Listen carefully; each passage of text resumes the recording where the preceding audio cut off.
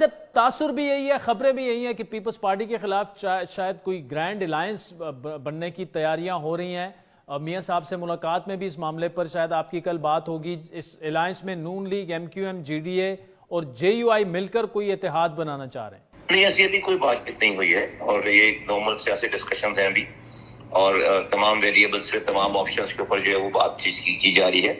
دیکھیں، Peoples party 15 سالوں سے یہاں پر حکمران جماعت ہے اور کوئی ان کے خلاف بات یا الائنس بنانے کی بات نہیں ہے، کیونکہ انہوں نے تباہی یہاں پہ زیادہ جو آج سندھ کا شہر ہے، پینے کا پانی گھر میں آتا نہیں ہے، سیوریج کا پانی گھر سے باہر جاتا نہیں ہے.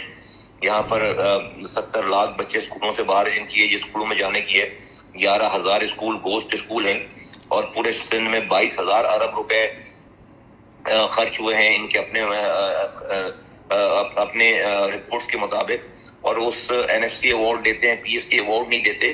تو یہ وہ ساری چیزیں ہیں جس کا شہر جو ہے وہ، یہ شہر جو کراچی جو میرے زمانے میں دنیا کے 12 تیزی سے ترقی کرنے والے شہروں میں شامل ہو گیا تھا، آج 15 سالہ پیپلز پارٹی کے دور کے بعد 4 بدترین worst living cities in the world میں شامل ہے، 4 بدترین انسانوں کے رہنے کی جگہ.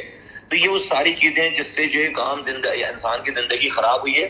ہماری ساری کوشش ہے کہ ہم لوگوں کو، اور ہمیں کوئی ہوپ نہیں رہ گئی، پیپلز پارٹی چینج ہونے کے لیے تیار نہیں ہے. وہ دلوں کو جیتنا نہیں چاہتے، وہ اپنی پاور، اپنے پیسے سے، اپنی حکومت سے قبضہ کرنا چاہتے ہیں، دلوں پر اور زمینوں پر قبضہ کرنا چاہتے ہیں، سسٹم چلا رہے ہیں، اور وہ لوگوں کو اپنی طاقت سے مروب کرنا چاہتے ہیں.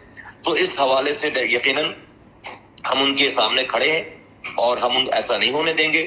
اس معاملے میں جتنے لوگ بھی ہمارے اس خیال سے